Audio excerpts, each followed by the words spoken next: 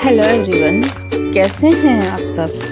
स्वागत है a path of life में। हम सुन रहे हैं मोटिवेशनल ग्रंथ श्रीमद् भागवत गीता से गीता ज्ञान सार।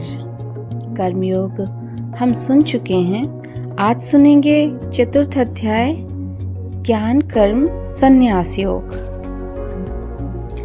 श्री कृष्ण भगवान बोले, इस अविनाशी कर्मयोग को मैंने सूर्य से कहा, सूर्य ने मनु से कहा और मनु ने राजा इक्ष्वाकु से कहा।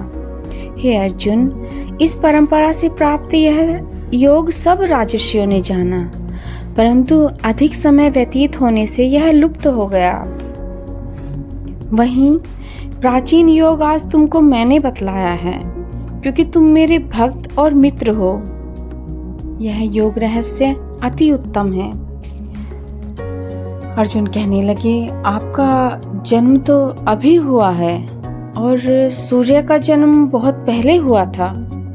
मैं कैसे मानूं कि आपने सूर्य को यह योग बताया था। श्री कृष्ण बोले, हे अर्जुन, मेरे और तुम्हारे अनेक जन्म हो चुके हैं, मुझे याद है और तुम भूल गए हो।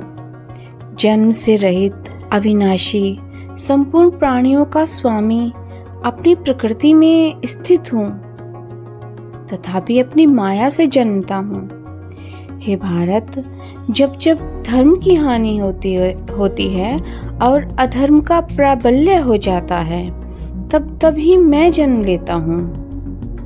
साधुओं की रक्षा, पापियों का नाश और धर्म की स्थापना के लिए प्रत्येक युग में जन्मता हूँ। जो मेरे इस अलौकिक जन्म और कर्म का तत्व जानता है, वह मृत्यु होने पर फिर जन्म नहीं लेता और मुझ में लीन हो जाता है। इस भांति मोह, भय और क्रोध को त्याग कर मुझ में भक्ति करके और मेरी शरणागति हो बहुत से मनुष्य ज्ञान रूपी तप से पवित्र होकर मुझ में मिल गए हैं। जो जिस भाव से मेरा पूजन करता है, उसको मैं उसी प्रकार का फल देता हूँ। हे पार्थ, मनुष्य सब प्रकार से मेरे मार्ग का अनुसरण करते हैं, अर्थात यह चाहे जिसकी सेवा करें, वह मेरी ही सेवा है। मनुष्य लोक कर्म में कर्म सिद्धि की इच्छा करने वाले देवताओं का पूजन करते हैं, क्योंकि इस लोक में कर्म की सिद्धि शीघ्र होती है। मैंने चारों वर्णों की सृष्टि अपने अपने गुण और कर्म से की है। सृष्टि का कर्ता मैं हूँ, तथापि मुझे अकर्ता अविनाशी जानो।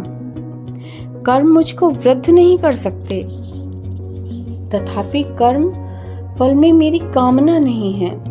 इस प्रकार जो मुझको पहचानता है, वह कर्मों के बंधन में नहीं पड़ता।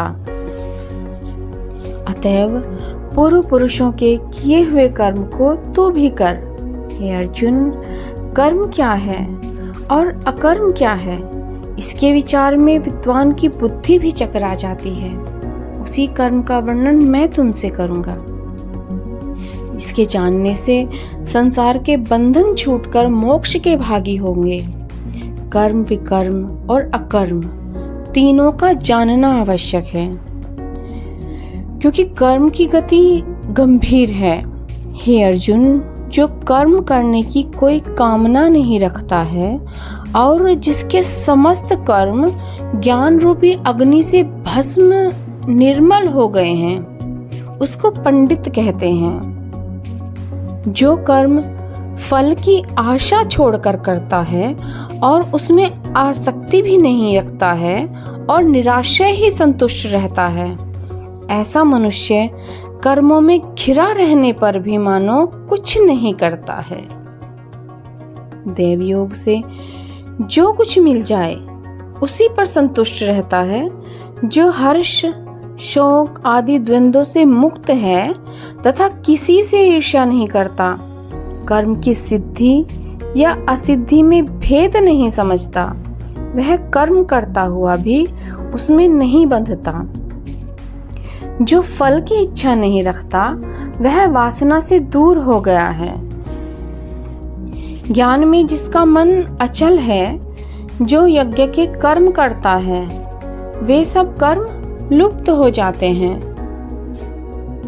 हवन करने का पदार्थ भी ब्रह्म है, आहुति देने वाला भी ब्रह्म है। इस प्रकार जिसकी बुद्धि में सब कर्म ज्ञान में है, उसको ब्रह्म प्राप्त होता है। कोई कोई कर्मयोगी देवताओं की पूजा करते हैं और ज्ञान योगी ब्रह्म रूप अग्नि में यज्ञ रूप से हवन कर परमात्मा का भजन करते हैं। कोई ऐसे हैं जो अपनी इंद्रियों को तथा कर्मों को संयम रूप अग्नि में होम देते हैं, और कितने ही इंद्रिय रूप अग्नि में इंद्रियों के रूप शब्दादि विषयों को होम देते हैं। कितने ही लोग इंद्रियों के सब कर्मों को और प्राणों के कर्मों को आत्मज्ञान से प्रज्वलित संयम रूप अग्नि में होम देते हैं। कोई द्रव्य यज्ञ करते हैं, कोई तप यज्ञ करते हैं, कोई योग यज्ञ, कोई स्वाध्याय और कोई ज्ञान रूप यज्ञ करते हैं, और कोई प्राणायाम में तत्पर रहने वाले योगी प्राण और अपान वायु में प्राण को रोकते हैं और प्राण वायु में अपान वायु का लय करते हैं। कोई आहार को निरंतर कम करके प्राण को होमते हैं, वे यज्ञवेता हैं, और यज्ञ ही से इनके सब पाप नाश हो जाते हैं। जो यज्ञ में बचे हुए अमृत रूप अन्न को खाते हैं, वे सनातन ब्रह्म को प्राप्त होते हैं। हे अर्जुन, जो यज्ञ नहीं करते हैं, उनको यह लोक और परलोक दोनों ही नहीं है। इस प्रकार से बहुत से यज्ञ वेद में विस्तार सहित वर्णित हैं। इन सबको कर्म से उत्पन्न हुए जानो। हे परंतप, द्रव्य में यज्ञ से ज्ञान यज्ञ उत्तम है। हे पार्थ, फल सहित सब कर्म ज्ञान में समाप्त हो जाते हैं। सो उस ज्ञान यज्ञ का तत्वदर्शी और ज्ञानी लोग तुमको उपदेश करेंगे, इसलिए तुम उनकी सेवा करना और उनको विनय पूर्वक प्रसन्न करके ज्ञान यज्ञ जानना। इस ज्ञान का लाभ प्राप्त करके तुमको ऐसा मोह फिर नहीं होगा। इसी ज्ञान से समस्त प्राणियों को तुम अपने में और मुझ में देखोगे। यदि सब प्राणियों से भी अधिक पाप करने वाले हो, तो भी ज्ञान रूपी नौका से ही सब पाप रूपी समुद्र को पार कर जाओगे।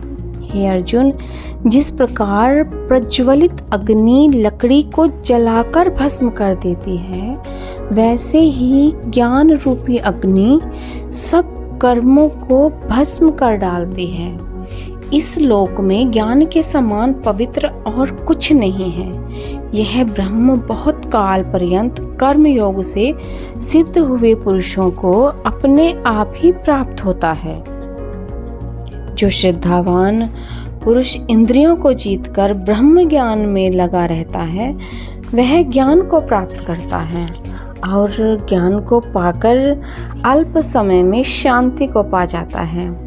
अज्ञानी, श्रद्धा रहित और जिनके मन में संदेह है, ऐसे जो पुरुष हैं वह नष्ट हो जाते हैं। जिनके मन में संदेह रहता है, उनको यह लोक, परलोक और सुख कुछ भी प्राप्त नहीं होता।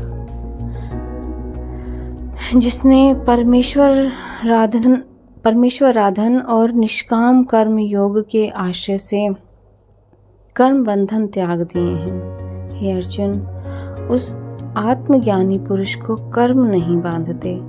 अतएव अज्ञान से उत्पन्न हुए चित्त के इस संशय को ज्ञान रूपी तलवार से काटकर मेरे बताए हुए कर्म योग को करने के लिए प्रस्तुत हो जाओ। इस प्रकार ज्ञान कर्म संन्यास योग अध्याय यहीं पूर्ण होता है।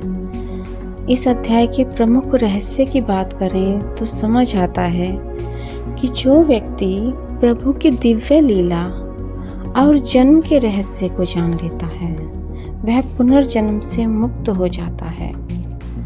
भगवान श्री कृष्ण कहते हैं, यदा यदा हि धर्मस्य ग्लानिर्भवति भारत, अभ्युत्थानं धर्मस्य तदात्मानं सृजाम्यहम्। यही अवतार का रहस्य है। वहीं कर्म करने से कोई बंधन नहीं होता, यदि उसे बिना आसक्ति और फल की इच्छा के किया जाए। ज्ञान यज्ञ सर्वोच्च यज्ञ है, जिससे मोक्ष की प्राप्ति होती है। कर्म को त्यागना नहीं है, वरन सही दृष्टि से करना है। यहीं पर संभावित त्रुटियों के लिए क्षमा प्रार्थना करते हुए लेते हैं विराम। कल सुनते हैं 5वां अध्याय, जिसका नाम है कर्म संन्यास योग। तब तक के लिए bye bye. Thanks for listening.